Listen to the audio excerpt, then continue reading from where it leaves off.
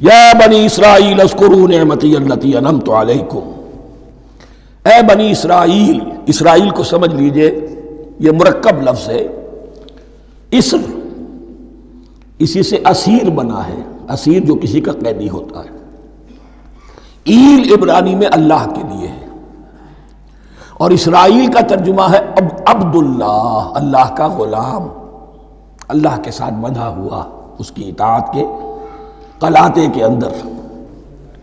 تو یہ اسرائیل یہ لقب ہے حضرت یعقوب علیہ السلام کا۔ ان کے 12 بیٹے تھے، 12 بیٹوں سے جو نسل چلی وہ بنی اسرائیل ہے، انہی میں حضرت موسیٰ کی بعثت ہوئی اور تورات انہیں دی گئی، پھر یہ ایک بہت بڑی امت بنے۔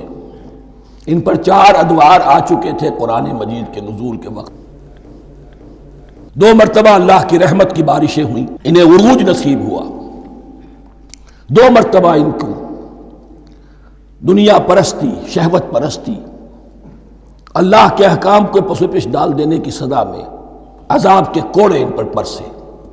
اس کا ذکر آئے گا سورہ بنی اسرائیل کے پہلے رکوع میں۔ اس وقت جب کہ قرآن نازل ہو رہا ہے، اس وقت وہ اپنے اس زوال کے دور میں تھے۔ حال یہ تھا کہ حضور صلی اللہ علیہ وسلم کی بعثت سے پہلے ہی 2nd ٹیمپل بھی شہید کیا جا چکا تھا، گرایا جا چکا تھا۔ حضرت سلیمان نے جو بنایا تھا ہیکل سلیمانی، جس کو یہ 1st ٹیمپل کہتے ہیں، اسے نیبوکدنضر نے گرا دیا تھا حضرت مسیح سے بھی کئی 100 سال پہلے۔ لیکن اس کے بعد پھر یہ رومنز نے سن 70 عیسوی میں حضور کی ولادت سے 500 برس پہلے ان کا یہ یروشلم تباہ و برباد ہوا، اس میں لوگوں کو قتل کیا گیا، قتل عام ہوا، اور 2nd ٹیمپل جو ہے وہ بھی گرا دیا گیا، جو اب تک گرا پڑا ہوا ہے۔ صرف ایک ویلنگ وال ہے جس کے پاس جا کر یہودی جو ہے ماتم کر لیتے ہیں، روتے ہیں، اور اب وہ بنانے پر تلے ہوئے ہیں اپنا 3rd ٹیمپل، اس کے نقشے بن چکے ہیں، بلو پرنٹ بن چکے ہیں۔ لیکن بہرحال جس وقت قرآن نازل ہو رہا تھا یہ بہت ہی پستی میں تھے۔ اس کے بارے میں فرمایا، اے بنی اسرائیل ذرا یاد کرو میرے اس انعام کو جو تم پر ہوا۔ وہ انعام کیا ہے؟ میں نے تمہیں اپنی کتاب دی، نبوت سے سرفراز فرمایا، اپنی شریعت تمہیں عطا فرمائی، تمہیں تمہارے اندر داؤد اور سلیمان جیسے بادشاہ اٹھائے، جو بادشاہ بھی تھے، نبی بھی تھے۔ وَأَوْفُوا بِعَهْدِي، اور میرے وعدے کو پورا کرو تاکہ میں بھی اپنے وعدے کو پورا کروں۔ یہ وعدہ ہے جو کتاب استثناء جو ہے اولڈ ٹیسٹمنٹ کی، ڈیوٹرانومی، اس کے 18ویں باب کی آیت نمبر 18 اور 19 میں ہے۔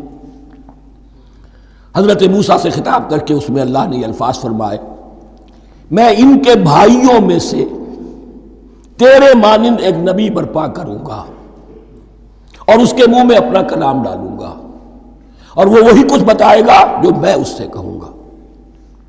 یہ گویا کہ حضرت موسیٰ علیہ السلام کی امت کو بتایا جا رہا تھا کہ نبی آخر الزماں آئیں گے اور تمہیں انہیں قبول کرنا ہے۔ قرآن مجید میں اس کا بڑا تفصیلی ذکر سورہ اعراف میں آئے گا انشاءاللہ۔ لیکن یہاں فرمایا اوفوا بعہدی اوف بعہدکم، تم میرا عہد پورا کرو، میرے اس نبی کو تسلیم کرو، اس پر ایمان لاؤ، اس پر کی صدا پر لبیک کہو، تو میں تمہیں میرے انعام و اکرام اور بڑھتے چلے جائیں گے۔ وَإِيَّايَ فَارْهَبُونَ، اور صرف مجھ سے ڈرو۔ وَآمِنُوا بِمَا أَنزَلْتُ مُصَدِّقًا لِمَا مَعَكُمْ، اور ایمان لاؤ اس پر جو میں نے نازل کیا ہے، جو تمہارے پاس جو تورات ہے اس کی تصدیق کرتے ہوئے آیا ہے۔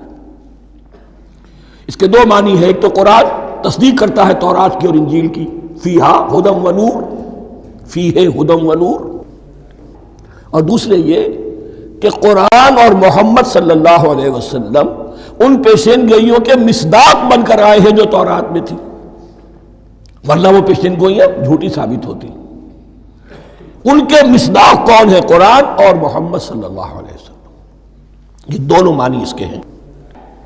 وَآمِنُوا بِمَا أَنزَلْتُ مُصَدِّقًا لِمَا مَعَكُمْ وَلَا تَكُونُوا أَوَّلَ كَافِرٍ بِهِ، اور دیکھو تم ہی سب سے پہلے ان کا کفر کرنے والے نہ بن جاؤ۔ تمہیں تو سب کچھ معلوم تھا، تم تو منتظر تھے، تم تو آخری نبی کے انتظار میں تھے اور ان کے حوالے سے دعائیں کیا کرتے تھے کہ اللہ اس نبی آخر الزمان کے واسطے سے ہماری مدد فرما اور کافروں کے مقابلے میں ہمیں فتح عطا فرما. یہ آئے گا آگے چل کر اسی سورہ بقرہ کے اندر.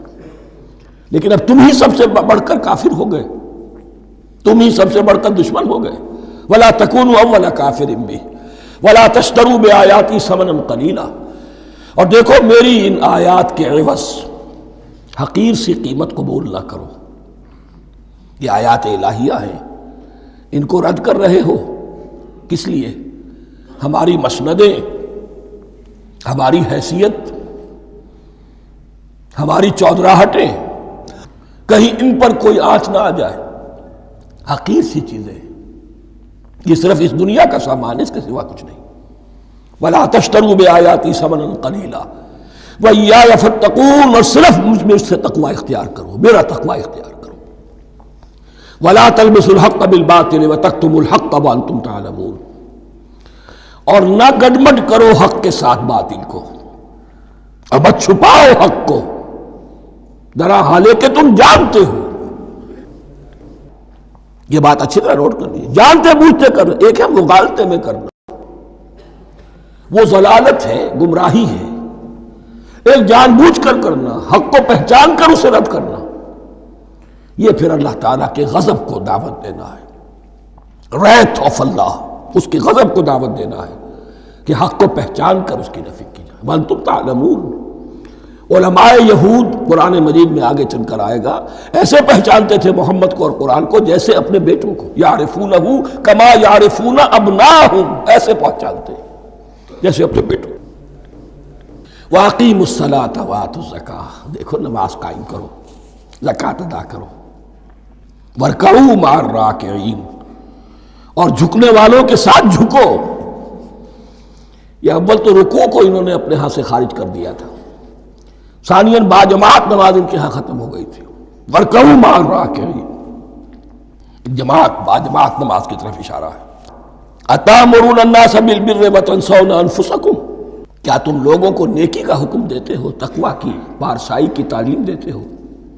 میں کہہ رہا ہوں نا کہ اصل میں مخاطب کون ہے؟ علماء یہود. اس آیت سے ثابت ہو گیا عالم ہمارا بھی جب بھی کھڑا ہوگا اونچے سے اونچا آواز کہے گا، اعلیٰ سے اعلیٰ بات کہے گا. اکثر و بیشتر کا حال یہ ہے کہ ان کا اپنا کردار دیکھیے تو کوئی مناسبت ہی نہیں اس سے کہ جو وہ بات کہہ رہا ہے. جو لوگوں کو دعوت دے رہا ہے اس پر خود عمل نہیں. تو یہی در حقیقت علماء یہود کا کردار بن چکا تھا. أَتَأْمُرُونَ النَّاسَ بِالْبِرِّ وَتَنْسَوْنَ أَنفُسَكُمْ، کیا تم لوگوں کو نیکی کا حکم دیتے ہو اور خود اپنے آپ کو بھول جاتے ہو.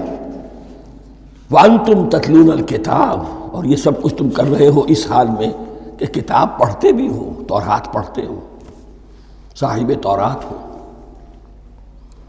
ہمارے بھی بہت سے علماء کا، علماء سو جنہیں ہم کہتے ہیں، حال یہ ہو چکا ہے. خود بدلتے نہیں، قرآن کو بدل دیتے ہیں. ہوئے کس درجہ فقیہان حکم بے توفیق.